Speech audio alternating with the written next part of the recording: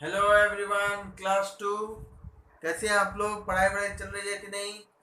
और उम्मीद है जो वीडियो आपको भेजा जा रहा होगा वो वीडियो अच्छा लग रहा होगा, पसंद आ रहा होगा आपको, और पढ़ने का मन भी कर रहा होगा। ठीक है। तो जो चैप्टर हम लोग ईवीएस में पढ़ रहे थे, चैप्टर 2 ईवीएस का, आपके बुक में चैप्टर 2 है ईवीएस का, हेल्दी हैबिट्स, है ना? क्या है? Healthy habits. ठीक है। तो इस चैप्टर को हम लोग पढ़ रहे थे, तो हम लोग पढ़ चुके थे पेज नंबर 12 तक। पेज नंबर 12 तक पढ़ चुके थे। आज हम लोग जो शुरू कर रहे हैं वो है पेज नंबर 13। क्या शुरू कर रहे हैं? पेज नंबर 13 शुरू कर रहे हैं। उसमें क्या लिखा है? सबसे पहले देखिए क्या लिखा है, पब्लिक क्लीनलीनेस। क्या लिखा है? Public cleanliness. क्लीनलीनेस, है ना? क्लीनलीनेस क्या होता है? साफ सफाई को क्लीनलीनेस कहते हैं, है ना? तो पब्लिक क्लीनलीनेस का क्या मतलब है? देखिए पेज नंबर 13 पर, पेज नंबर 13 पर दाहिने साइड में आप देखेंगे, दाहिने साइड में देखो, यहाँ पर देखो, ये दिख रहा है? पेज नंबर 13 पर है, ये दिख रहा है, ये है ना? आप देख सकते हैं इस पिक्चर में, इस पिक्चर में छोटे छोटे बच्चे लोग हैं, वो हाथ में झाड़ू लिए हुए हैं, है ना? और झाड़ू लेकर साफ सफाई कर रहे हैं। तो वो साफ सफाई के करने के तरीके को ही क्लीनलीनेस कहते हैं। क्या कहते हैं? क्लीनलीनेस कहते हैं। बट पब्लिक क्लीनलीनेस का क्या मतलब है? पब्लिक क्लीनलीनेस का मतलब है घर की सफाई तो सब कोई करता है ना? हम लोग हर कोई अपने घर की साफ सफाई करते हैं ना। घर में मम्मी लोग जो है, या घर में अगर मेड आती है, काम करने वाली बाई आती है, तो वो क्या करती है? घर में झाड़ू वाड़ू लगाती है, या झाड़ू पोछा लगाते हैं और घर को साफ सुथरा रखते हैं, है ना? घर में कोई भी गंदा या कचरा होता है तो उसको डस्टबिन में डालते हैं। मतलब अपने अपने घर को सब कोई साफ रखता है। लेकिन घर के साफ करने को क्लीनलीनेस नहीं, पब्लिक क्लीनलीनेस नहीं कहते हैं। पब्लिक क्लीनलीनेस का क्या मतलब है? जब हम लोग एक साथ, सभी लोग किसी गली में, मोहल्ले में, शहर में और कस्बे में, जब कुछ लोग, संख्या के लोग मिलकर अपने आसपास, घर के और आसपास के इलाके में जब साफ सफाई करते हैं और साफ सफाई का ध्यान ध्यान रखते हैं, उस काम को कहते हैं पब्लिक क्लीनलीनेस। कैसे होता है? जैसे उदाहरण दीजिए, आप सासाराम शहर में रहते हैं, है ना? और अगर आप अपने घर के आसपास, और भी तो घर होंगे, 10-20 घर और होगा, अगर वे सब घर के लोग मिलकर अपने कॉलोनी के सड़क, आसपास के नाले, या जो ऐसा जगह है जहां पर गंदगी हो रही है या गंदगी जमा हो रहा है, वैसे जगह की साफ सफाई का जिम्मा अगर उठा ले, है ना, जिम्मेदारी ले ले कि हम लोग सब कोई मिलकर के अपने कॉलोनी को साफ रखेंगे, तो वैसे ही करते करते अगर हर एक व्यक्ति सासाराम शहर का अपने अपने कॉलोनी की सफाई की जिम्मेदारी ले ले, तो पूरा सासाराम शहर साफ हो जाएगा, है कि नहीं? तो इस तरीके के प्रोग्राम को और इस तरीके के साफ सफाई के तरीके को कहते हैं पब्लिक क्लीनलीनेस। क्या कहते हैं? Public cleanliness. इसमें क्या होता है? इसमें ग्रुप में इकट्ठे होके कुछ समाज के ही लोग, हम जैसे ही लोग होते हैं, जो अपने घर के साथ साथ अपने आसपास के इलाके की भी साफ सफाई करते हैं और साफ सफाई का ध्यान रखते हैं, है ना? तो उस तरीके के साफ सफाई को हम कहते हैं पब्लिक क्लीनलीनेस। वो कैसा जगह हो सकता है? वो कोई गली मोहल्ला हो सकता है, कोई कॉलोनी हो सकता है। अगर आप सब स्टूडेंट मिल करके अपने स्कूल या आसपास की साफ सफाई को रखें, तो उसको स्कूल के आसपास की साफ सफाई हो जाएगी। वैसे ही अस्पताल होता है हर एक शहर में, अलग अलग अस्पताल की अगर साफ सफाई किया जाए तो पूरे शहर का अस्पताल साफ हो जाएगा। शहर में बहुत सारा कॉलेज है ना? तो उससे क्या होगा? कॉलेज के आसपास के इलाके की सफाई हो जाएगी। तो ऐसे ही करते करते पब्लिक क्लीनलीनेस का क्या फायदा है? पब्लिक क्लीनलीनेस का ये फायदा है कि जब एक ही शहर, कस्बे, मोहल्ला, गांव के लोग अगर अपने घर के आसपास के इलाके की सफाई की जिम्मेदारी ले लें और सफाई का ध्यान रखें, तो उससे क्या होता है? हम लोग के घरों के आसपास का इलाका भी साफ सुथरा, घर ही नहीं, घर के बाहर का भी इलाका साफ सुथरा रहता है। उसमें क्या करते हैं? झाड़ू लगाना ही केवल काम नहीं है, उसमें साफ सफाई में क्या ध्यान रखते हैं कि सड़क पर कोई कचरा ना फेंके, है ना? गली मोहल्ले में जो नाले हैं, उन नालों में कचरा नहीं जाना चाहिए। नाला में कचरा फेंकेंगे, है ना? अगर नाली में ही कचरा फेंक देंगे तो नाली में पानी कैसे बहेगा, है ना?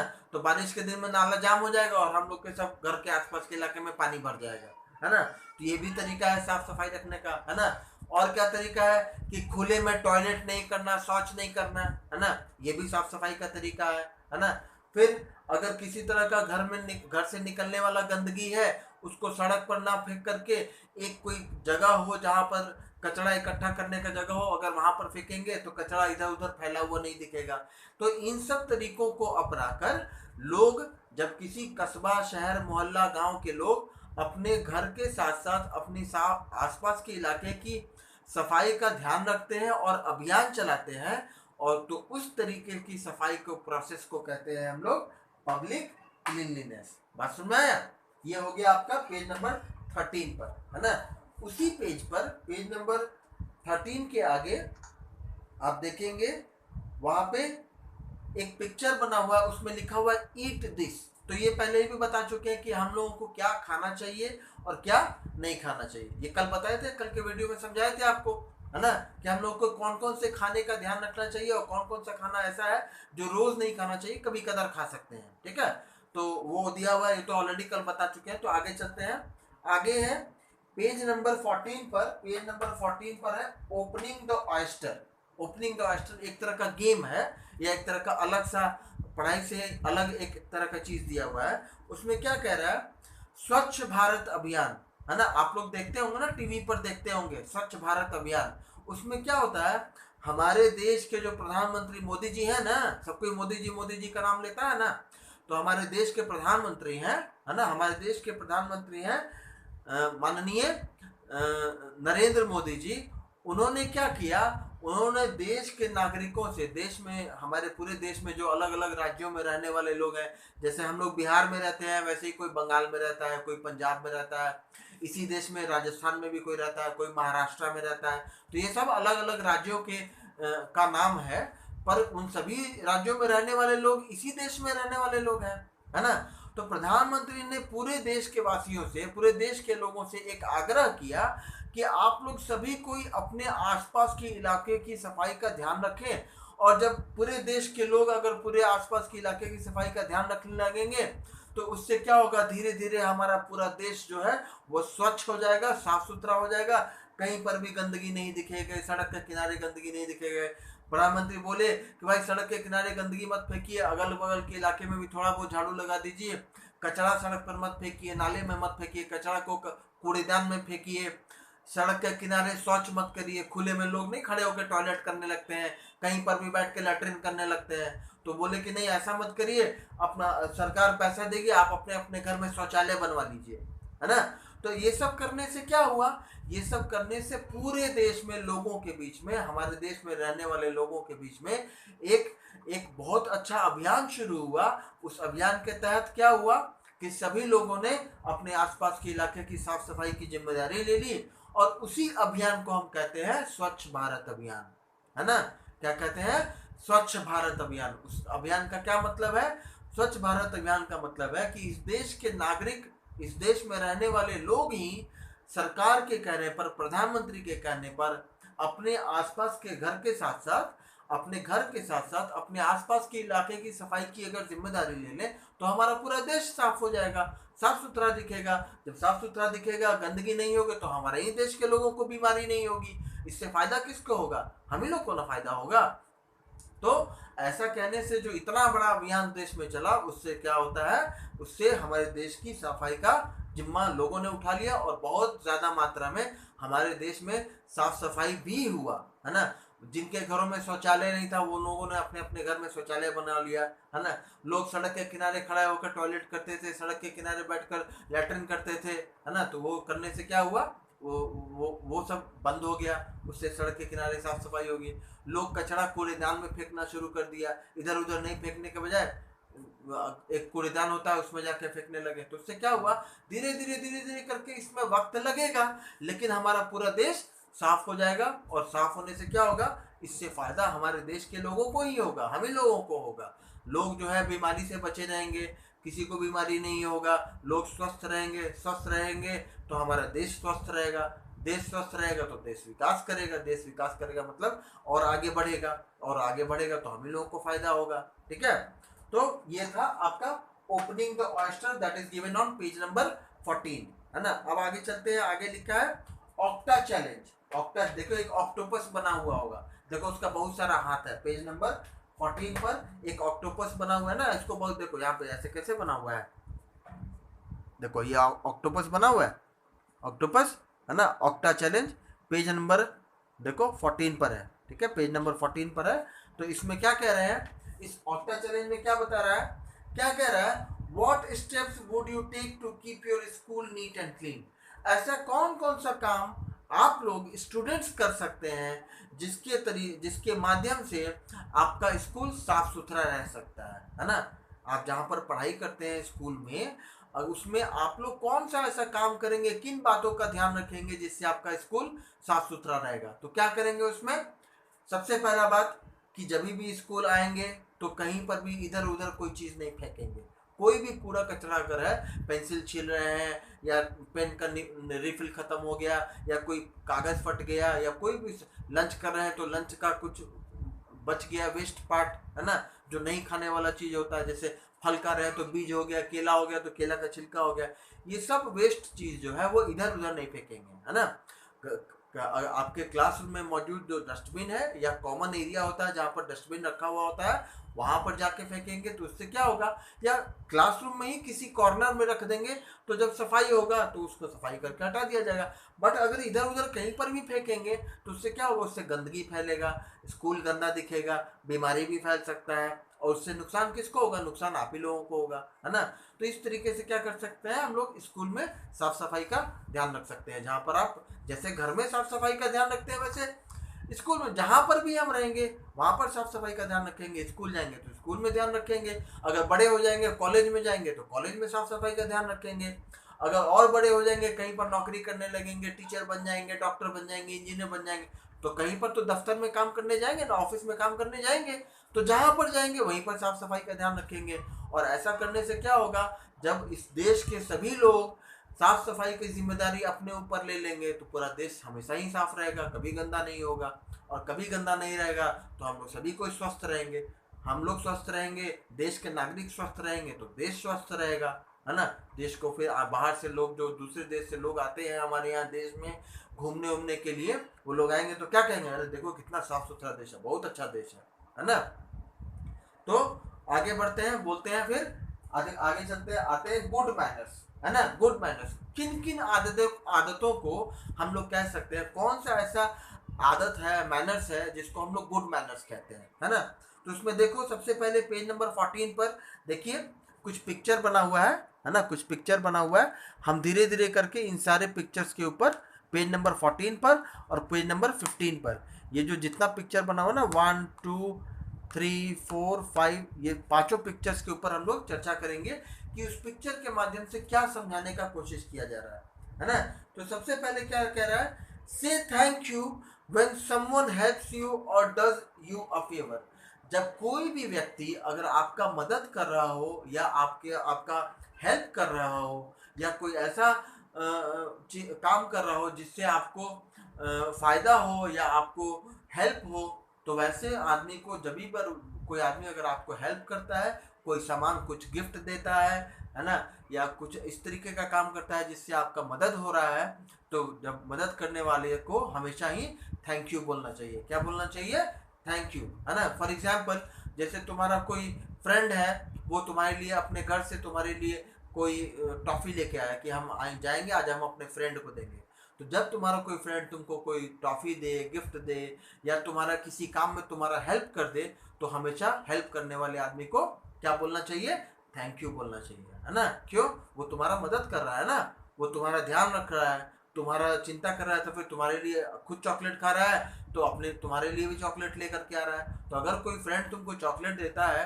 तो इसलिए थोड़ी ना दे रहा है कि फिर कल तुम उसको चॉकलेट दोगे, वो इसलिए दे रहा है क्योंकि वो तुमको अपना दोस्त समझता है, इसलिए तुम्हारा ध्यान रखता है, तुम्हारे लिए चॉकलेट लेकर आया। तो क्योंकि वो तुम्हारा ध्यान रख रहा है, तुम खुद चॉकलेट खाया तो तुम्हारे लिए भी चॉकलेट लेकर के आया। तो जब भी ऐसा कोई फ्रेंड तुम्हारे साथ करे तो उसको थैंक यू ज़रूर बोलना चाहिए। कोई अगर तुम्हारे पढ़ाई में मदद कर रहा है, घर में अगर मान लो तुम्हारा किसी काम में तुम्हारे मम्मी पापा हेल्प करते हैं, जैसे मम्मी होमवर्क बनवा दी या पापा होमवर्क बनाने में हेल्प कर दिए, या मम्मी रोज़ तुम्हारे लिए खाना बनाती हैं, लंच पैक करती हैं, तुम्हारा यूनिफॉर्म का ध्यान रखती हैं, तुम्हारे बाकी ज़रूरतों का ध्यान रखती हैं, तो मम्मी पापा को थैंक यू बोलना चाहिए। तो हर एक व्यक्ति जो तुम्हारा हेल्प करता है, मदद करता है, उसका या तुम्हारा ध्यान रखता है, उसको ज़रूर थैंक यू बोलना चाहिए। ठीक है। अब आते हैं दूसरे पिक्चर पर। Give respect to your elders, है ना। क्या कह रहा है? Give respect to your elders, अपने से बड़ों का हमेशा सम्मान करना चाहिए, रेस्पेक्ट करना चाहिए, आदर करना चाहिए। जो लोग हमसे बड़े हैं उम्र में, है ना, या पद में हमसे बड़े हैं, या आपके ही स्कूल में आपके साथ पढ़ने वाले जो कुछ बच्चे होंगे जो आपसे बड़े क्लास में पढ़ रहे हैं, है ना। जैसे तुम लोग क्लास 2 में पढ़ रहे हो, तो तुमसे बड़े क्लास में कोई क्लास 3 में पढ़ रहा होगा, कोई 4 में पढ़ रहा होगा। तो चाहे कोई उम्र में तुमसे बड़ा हो, या पद में बड़ा हो, या क्लास में बड़ा हो, स्कूल में बड़ा हो, घर में कोई व्यक्ति ऐसा है, मम्मी है, पापा है, और बड़े बुजुर्ग लोग होते हैं जो घर में होते हैं, नाना नानी, दादा दादी, अंकल आंटी, मामा मामी, ये सब लोग हमसे उम्र में बड़े होते हैं, है ना। तो उन सभी लोगों का आदर करना चाहिए, सम्मान करना चाहिए, रिस्पेक्ट करना चाहिए, है ना। आदर और सम्मान को ही इंग्लिश में रिस्पेक्ट कहते हैं, है ना। तो अपने से बड़ों का हमेशा रिस्पेक्ट करना चाहिए। ठीक है। फिर आते हैं share your things with your friends. कोई भी चीज़ ऐसा हो जिसका तुम इस्तेमाल कर रहे हो, अगर मुमकिन हो तो अपने दोस्तों के साथ मिल बांट कर, शेयर करके उसका इस्तेमाल करें, है ना। जैसे अगर मान लो तुम्हारे पास 5 चॉकलेट है, तो सबका सब तुम ही खाओगे तो तुम्हारा कोई रिस्पेक्ट नहीं करेगा, है ना, कोई तुम्हारा कदर नहीं करेगा। 5 चॉकलेट है तो तुम 3 चॉकलेट खाओ, 2 अपने किसी दोस्त को दे दो, है ना। तो उससे क्या होगा? शेयर करने से क्या होता है? शेयर करने से प्रेम बढ़ता है, आपस में दोस्ती बढ़ती है ना।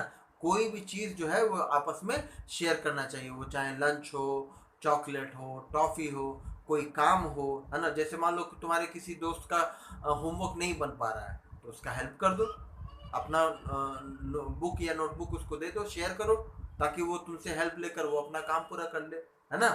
तो कोई ज़रूरी नहीं है कि देना देना ही, कोई किसी चीज़ को देना ही शेयर करना होता है। शेयर बहुत तरीके से कर सकते हैं, किसी का हेल्प करके भी शेयर कर सकते हैं, अपना पढ़ाई का चीज़ देकर शेयर कर सकते हैं। अगर तुम्हारे पास 2 पेंसिल है, तुम्हारे किसी फ्रेंड के पास पेंसिल नहीं है या पेंसिल लाना भूल गया, तो अपना पेंसिल उसको दे दो, वो यूज़ करके तुमको वापस दे देगा, है ना। लेकिन शेयर करने से क्या होता है? शेयर करने से लोगों के बीच में प्रेम बनता है, व्यवहार बनता है, फ्रेंडशिप बनता है ना। और वही लोग जब बुरे वक्त हमारा कभी बुरा वक्त आता है, जैसे तुम मान लो कोई होमवर्क बना रहे हो, तुमसे नहीं बन रहा है, तो हो सकता है तुम्हारा फ्रेंड को आ रहा होगा, तो वो तुम्हारा हेल्प कर देगा, तो तुम्हारे पढ़ाई में हेल्प वही ना करेगा जो तुम्हारा फ्रेंड है, जिसको तुम्हारी चिंता है, जिसकी तुम कभी मदद करोगे, वही ना तुम्हारा मदद करेगा। ठीक है। तो हमेशा हम लोगों को चीज़ें शेयर करनी चाहिए, चाहे वो कोई सामान हो, कोई काम हो, कोई स्किल हो, कोई हुनर हो। जैसे तुमको मान लो ड्राइंग करने अच्छा आता है ना, तो तुम अपने फ्रेंड को ड्राइंग करना सिखा सकते हो, या किसी फ्रेंड से नहीं बन रहा तो तुम उसको बनाकर हेल्प करके दिखा सकते हो कि देखो ऐसे बनता है। तो जब शेयर करोगे, अपना टैलेंट शेयर करोगे, तो उससे तुम्हारा टैलेंट थोड़ी ना कम हो जाएगा। अगर 5 चॉकलेट में से 1 चॉकलेट तुम दे ही दोगे, तो थोड़ी ना तुमको कम पड़ जाएगा, 4 तो तुम खा रहे हो ना। 1 चॉकलेट दे दोगे तो उससे क्या होगा? तुम्हारा फ्रेंड भी खुश हो जाएगा, तुम भी खुश हो जाओगे, है ना। तो कल को कहीं अगर मान लो उसके पास होगा तो वो भी तुमको देगा, है ना। उससे क्या होता है? फ्रेंडशिप स्ट्रांग बनता है, दोस्ती मजबूत होता है। और जब ज़रूरत पड़ता है तो ज़रूरत पड़ने पर अपने लोग ही काम आते हैं, जो अच्छे हमारे फ्रेंड हैं, जिनके साथ हमारा प्रेम है, अच्छा व्यवहार है, वही लोग हमारा मदद करते हैं। ठीक है। अब आगे चलते हैं। बी हेल्पफुल टू अदर्स, हमेशा दूसरों की मदद करनी चाहिए। वो दूसरे कोई भी हो सकते हैं, कोई भी, इस धरती का कोई भी जीव आपका दोस्त हो सकता है। ऐसा नहीं है कि इंसान का दोस्त इंसान ही होता है, एक डॉगी भी दोस्त हो सकता है। मान के चलो सड़क के किनारे कोई डॉगी जा रहा है, बहुत दिन से भूखा है, और तुम अपने लंच बॉक्स में बचा हुआ जो टिफिन है उसको फेंक दे रहे हो रोड पे। तो रोड पे फेंक देने से अच्छा है किसी डॉगी को दे दो, है ना। डॉगी को दे दोगे तो कम से कम उसका पेट तो भर जाएगा। तुम फेंक रहे थे, फेंकने से अच्छा तुम किसी डॉगी को दे दो, है ना। घर में जैसे घर में रोज खाना बनता है, पर शाम में खाना होते होते तक कुछ ना कुछ बच जाता है ना। तो जो भी कुछ बच जा रहा है उसको डस्टबिन में फेंक देने से, या अगर खाना है बचा हुआ उसको फेंक देने से क्या फ़ायदा? फेंक देने से अच्छा है कि वो किसी जीव को दे दो खाने, किसी चिड़िया को दे दो खाने के लिए, डॉगी को दे दो खाने के लिए, कैट को दे दो खाने के लिए, तो किसी न किसी जीव का मदद हो रहा है ना। तो हमेशा हमें लोगों की मदद करनी चाहिए, दूसरों की मदद करनी चाहिए, चाहे वो इंसान हो, जानवर हो, जीव हो, पक्षी हो, कोई हो, है ना, बूढ़े बुजुर्ग लोग हों, सड़क पे कोई अनजान व्यक्ति हो, अगर आप मदद कर सकते हैं तो ज़रूर करना चाहिए, है ना। जैसे बहुत सारे गरीब लोग होते हैं जिनके पास पहनने को कपड़ा नहीं है, खाने को खाना नहीं है। अब तुम्हारा कोई कपड़ा है जो थोड़ा सा फट गया है ना, पर तुम्हारे लिए वो पुराना हो गया है, पर कोई ऐसा भी है जिसके लिए वो फटा हुआ कपड़ा ही नया होगा, है ना। उसको तुम दे दोगे तो जिसको पहनने के लिए कुछ भी नहीं है, अगर उसको तुम फटाई हुआ कपड़ा दे दोगे तो उसके लिए तो बहुत अच्छा है ना वो, ठीक है। जाड़े के दिन में देखते होंगे सड़क के किनारे जो गरीब लोग होते हैं उनको ओढ़ने के लिए कंबल नहीं है, चादर नहीं है, कुछ नहीं है। घर में हर एक आदमी के घर में ऐसा बहुत सारा चादर कंबल होता है जो बहुत पुराना हो गया है। हमारे लिए पुराना हो गया तो कोना में ऐसे ही पड़ा हुआ है, कोई इस्तेमाल नहीं कर रहा है, लेकिन हमारे लिए वो पुराना है, पर किसी गरीब व्यक्ति के लिए, जरूरतमंद व्यक्ति के लिए वो काम का चीज़ हो सकता है। अगर वो किसी को मिल जाएगा तो उसके लिए जाड़ा निकल जाएगा, ठंड का मौसम निकल जाएगा, उसके लिए ओढ़ने का एक सामान हो जाएगा, है ना। तो हमेशा हमें लोगों की मदद करनी चाहिए, दूसरे जीवों की भी मदद करनी चाहिए, है ना। अब मान लो जैसे सड़क के किनारे कोई पेड़ है, उसको कोई तुम्हारा फ्रेंड जो है उसको काट रहा है, उसका पेड़ तो का पत्ता तोड़ रहा है, फूल तोड़ रहा है, क्या मिलेगा तोड़ करके, है ना। उसको मना करना चाहिए, नहीं देखो मत तोड़ो, है ना। सड़क के किनारे ये पेड़ है, यही पेड़ जो है हम लोग को शुद्ध हवा देता है, अगर पेड़ को तोड़ोगे, उसके फूल को तोड़ोगे तो नया पेड़ पौधा कैसे निकलेगा, है ना। तो ऐसा नहीं करना चाहिए, है ना। तो हर एक जीव जंतु जो इस धरती पर मौजूद है, आपको हमेशा दूसरों की मदद करनी चाहिए, चाहे वो इंसान हो, कोई जानवर हो, पक्षी हो, परिंदा हो, पेड़ पौधा हो, कोई भी जीव हो, है ना, किसी को भी नुकसान नहीं पहुंचाना चाहिए, हमेशा दूसरों की मदद करनी चाहिए। लास्ट चीज क्या है, always knock before you enter. जब किसी आप अनजान कमरे में घुस रहे हैं तो अगर दरवाज़ा बंद किया हुआ है तो कमरे में एंटर करने के पहले ज़रूर दरवाज़ा खटखटाना चाहिए और अंदर आने के लिए परमिशन लेना चाहिए, है ना। जैसे कैसे आप स्कूल में जब पानी पीने के लिए जब बाहर जाते हैं तो मैम से परमिशन लेते हैं, ma'am may go to drink water, है ना। फिर जब पानी पीकर वापस लौटते हैं, है ना, तो मैम से बोलते हैं ना, कैसे बोलते हैं, मे आई कम इन मैम, परमिशन लेते हैं ना कमरे में अंदर आने से पहले, मे आई कम इन मैम। वैसे ही किसी भी कमरे में, किसी भी घर में या किसी के घर में जा रहे हैं और अगर दरवाज़ा बंद है पहले से, तो दरवाज़ा खोलकर एंटर करने के पहले दरवाज़ा खटखटाना चाहिए, है ना, और खटखटा कर अंदर आने का परमिशन मांगना चाहिए कि क्या मैं अंदर आ सकता हूँ, ताकि अंदर जो भी व्यक्ति हो सकता है वो सो रहा हो, है ना, या किसी तरह का ऐसा काम कर रहा हो जो गोपनीय काम हो, है ना। गोपनीय काम हो मतलब अपना व्यक्तिगत कोई ध्यान रख रहा हो, कपड़े बदल रहा हो, नहा रहा हो, तो कुछ भी उस तरह का काम हो सकता है ना। तो कभी भी जब बंद दरवाजे पर अंदर खोल कर एंटर करते हैं तो एंटर करने के पहले दरवाज़ा नॉक करना चाहिए। नॉक करना मतलब दरवाज़ा खटखटाना चाहिए और खटखटा कर अंदर आने का परमिशन लेना चाहिए, और जब परमिशन मिले तभी दरवाज़ा खोलिए और अंदर एंटर करिए, ठीक है। तो ये सब गुड मैनर्स है, ये सब गुड मैनर्स है जो हम लोगों को आम दिनों में, रोज़मर्रा की ज़िंदगी में, रोज़ प्रतिदिन इन चीज़ों का ध्यान रखना चाहिए, है ना। अब लास्ट में देखिए जहाँ पर चैप्टर आपका खत्म हो रहा है ना, वहाँ पे क्या लिखा है, ऑक्टा चैलेंज पेज नंबर 15 पर, है ना। जो लास्ट टॉपिक है आपके इस चैप्टर का, चैप्टर 2 ईवीएस हेल्दी हैबिट्स का लास्ट टॉपिक है, वो क्या है, thank you, sorry and please, है ना। जब कोई आदमी आपका मदद करे तो उसको थैंक यू बोलना चाहिए। अगर आपसे किसी तरह की कोई गलती हो जाए जिससे किसी को नुकसान पहुंचाए या किसी को बुरा लगे या किसी को ठेस पहुंचे तो जरूर सॉरी बोलना चाहिए, है ना। और तीसरा चीज़ है प्लीज़। जब किसी आदमी से कोई रिक्वेस्ट करते हैं, कुछ मांगते हैं या किसी तरह का हेल्प कर मांगते हैं, किसी भी तरह का जब आग्रह करते हैं, रिक्वेस्ट करते हैं, तो रिक्वेस्ट करने के दौरान प्लीज़ जरूर बोलना चाहिए, प्लीज़ जरूर बोलना चाहिए, है ना। जैसे please give me your pen, अगर आप किसी से पेन मांग रहे हैं तो मतलब गिव मी योर पेन नहीं बोलेंगे, क्या बोलेंगे, please give me your pen. मतलब आप उससे रिक्वेस्ट कर रहे हैं, आग्रह करें कि कृपया करके अपना पेन दे दो। तो जब प्लीज़ करके बोलेंगे तो वो आदमी आपकी ज़रूरत को समझेगा और आपके रिक्वेस्ट को एक्सेप्ट करेगा और तुम्हारा मदद करेगा, है ना।